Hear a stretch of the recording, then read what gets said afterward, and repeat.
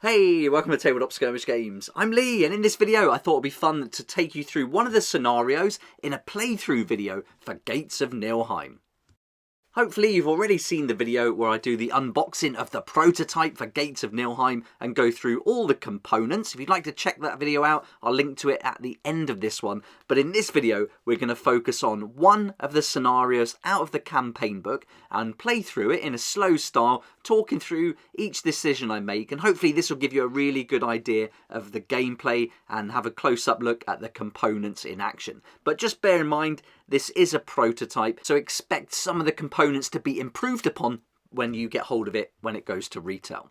But there's a lot of scenarios to pick from, and I've just gone with Scenario 2, In the Mist, but you can download for free a selection of 6 scenarios to try out. So if you head over to the Game Found campaign, I'll put a link in the description down below so you can find it dead easy. Head over to there, have a look at Gates of Niflheim, scroll down, and then you'll find the free download where you can get hold of the quick start rules, which will take you through the basics of the game and get you actually trying it out with those 6 scenarios. The book, when it comes to fruition, will be over 40 scenarios to play, but it's so cool that you can get these free ones to give the game a go. So if you want to do that, go and download it, and you could even play along with me as you can get the tokens and everything too. Okay, so we've got our scenario ready to go in the Mist. We've got all the rules we need to get set up, and we've got the map, and we're going to play the game directly in the book. You get a choice with Gates of Niflheim to use the standees. You can get the 3D models, which are fantastic. I've done some painting videos on those already. Or you can use these round markers. Now I'll be using these just so you can get a nice top-down view of the whole book and see everything moving around properly.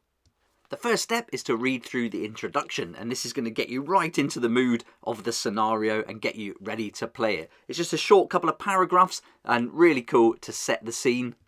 And then once you've had a read through that, it's time to start setting up and getting ready to play. So it tells us our forces here. We're going to take 1 character and 6 Draugr. Then we're going to place our hero on the square marked V. So we'll do that now. Place an objective marker on the square marked with the blue O. Then we're going to draw and place undead markers on squares marked with the red D. Now usually you'll turn these upside down and then give them a spin around. You can see you've got the question mark on the back, so you never know which one they're going to be. In this case they're all Draugr, but you know, this is the practice, so we're going to do it properly from the get-go. So 1 on each of the Ds, and then you'll notice there's an S1, S2 and S3. These are spawn points, and this tells us that zombies are going to spawn on these as we move along the round tracker. So for example, on round 1 you're going to spawn a zombie on S1, and so you do that at the end of the zombie turn. In each scenario we're going to get an objective, and this one is to get to the beach and exit at the point marked by the green arrow up here. There's a secondary objective to pick up a sling, 1 ammo and a sax from the square marked with the blue 0. So we're going to search that area of rocks and find some cool things. There's some special rules in play. We've got some deep water, so the bottom 2 rows here, that's going to cost us 2 extra movement points to move into. Doesn't affect the boat though. And then the next 3 rows here are going to cost us 1 movement point extra to move into. So we've got to bear that in mind as we're playing through. We've got our little bit of narrative to read through for the exit, and then we get a choice of where to go next, which scenario to play, handy reminder, and then it lets us know what actions to take, if any, between scenarios. Alright, now we've got our character dashboard here. We're going to play Frida. We've got everything ready to start racking up our XP. We've got our weapons. We've got our peg in the health there. I'm only going to start with 1 sax, so I'm going to put that to one side because we do find another one. And then we've got some gear slots available. And then here you've got a slot for the status die, which we would use in the action phase if we don't put tokens down. So we've got an option there. But we won't be using that in this scenario, so don't worry about the status die slot for now. And that's it. We're all ready to go. We've got everything in place. It's now time to begin the scenario. So let's get started.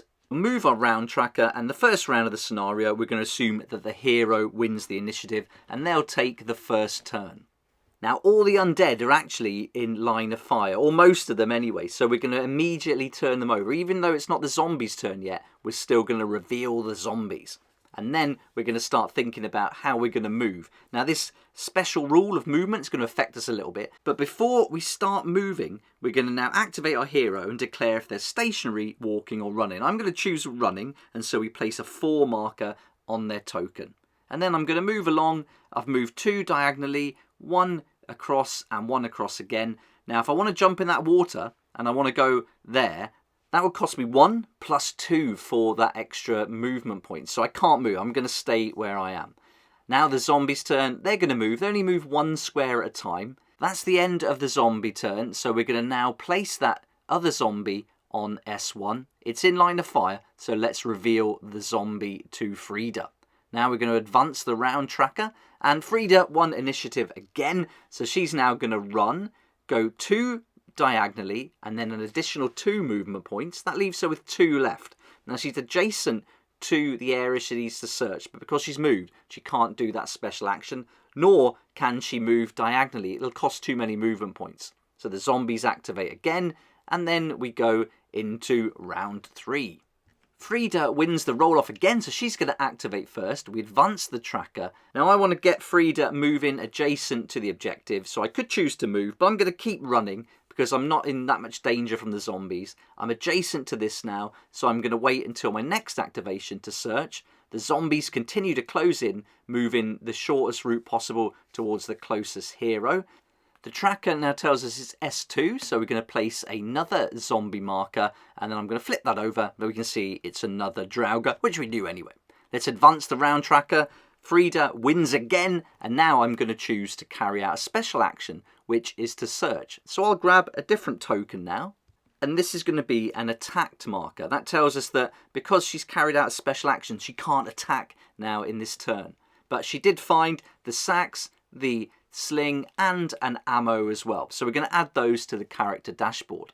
And we can choose to place one of those in the offhand. We can put our 1 ammo in the ammo slot there using the peg. And then I'm going to swap the sacks around so she's got 2-handed weapons. That'll give her a chance to re-roll if need be later on. And then place the sling in the gear slot. Now the zombies will continue to move, gaining some ground on Frida. Now diagonally they don't have any zone of control, so it's really easy for Frida to move away at this point. We'll advance the tracker to S3. Frida wins the roll-off again, and now we're going to decide which to go with. It's got to be a run at this point, and so now she's got 6 movement points, but we only are hindered by that 1 extra. So it's 1 there, plus 1 extra, 1 there, 1 extra. 1 there, so that's 5, and she could move 1 more. So she could do a 6th movement adjacent, or if she was there, she could have spent 2 to go diagonally in the first place. So there we go. She's out of the water now. It's shallow enough to walk through normally. At this point, I should have flipped over the token for the zombie at the top, but we are in S3, so let's place a zombie here. It's immediately in line of fire. There we go. I've finally done it. And so now all the zombies are revealed. And now we can advance the tracker along and continue. So now we advance the tracker and Frida wins the initiative again. So she can move out of the zone of control of this zombie because she's activating while in it. Now if she moved into the zone of control, she wouldn't be able to move out of it so easily. I want to move Frida to the exit, so I'm going to give her the 2 marker, and this will give her 3 movement points. So let's get her moving along and getting her closer to the destination. So here we go. We roll off initiative to Frida, but I should have moved this zombie in the last turn, so I'm going to do that now and advance it 1 square towards her. So Frida now can move out of that zone of control because she starts her activation within it, so that's easy enough. She's going to spend 2 to go diagonally, so she's not in the zone of control of the new one until now when she spends another movement point. Now she's adjacent, she can attack. So let's go through the basics of combat now. I'm going to grab the character dashboard. You can see we've got the C-axe, that's got the asterisk, so these are single-handed weapons. We can use them both, but it means you can re-roll the attack roll. So let's grab the token and we can have a close-up look. Here you can see we've got a rate of fire of 1, so that's 1 dice, and then we've got a hand-to-hand stun wound value of 4/7.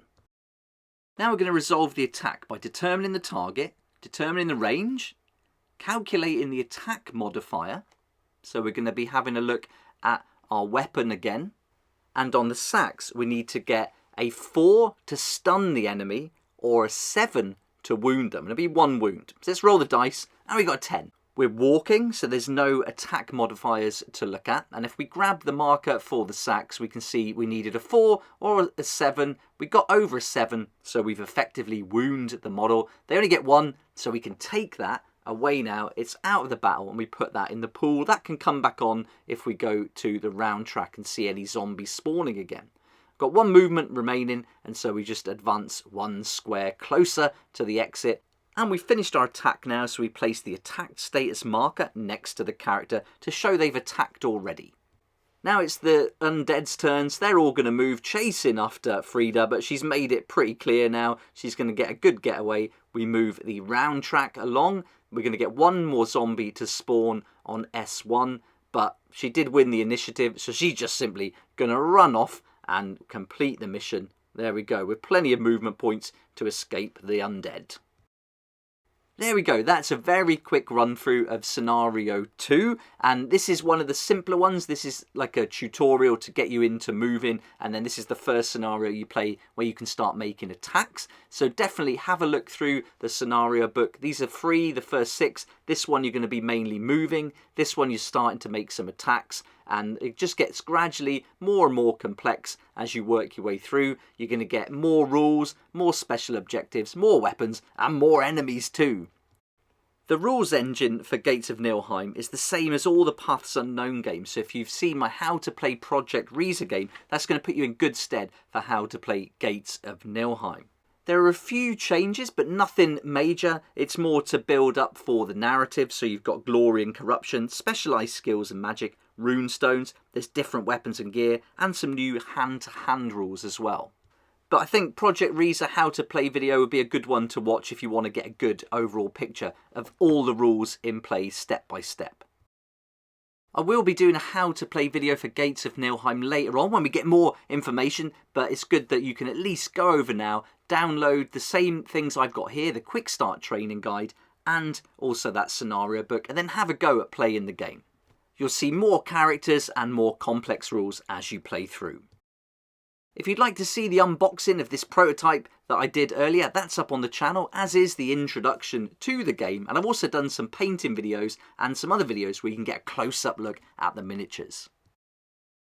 The Game Found campaign link is down in the description below, and they're doing so well. It's awesome to see it. It's got off to such a great start, and it would be brilliant if we could start unlocking more of the add-ons. That would be fantastic. So it'd be great if you go and check it out. But thanks so much for watching the video. Hope you enjoyed this playthrough. And if you liked the video, please hit the like button, subscribe for more videos like this one, and I look forward to seeing you next time on Tabletop Skirmish Games. Thank you so much to my Patreon supporters for helping me to keep going with these regular videos. I couldn't do this without you, and I appreciate your support so much. If you'd like to join the Patreon community, support the channel, get some great perks at the same time, there's a link down below in the description. It'll be awesome to see you there.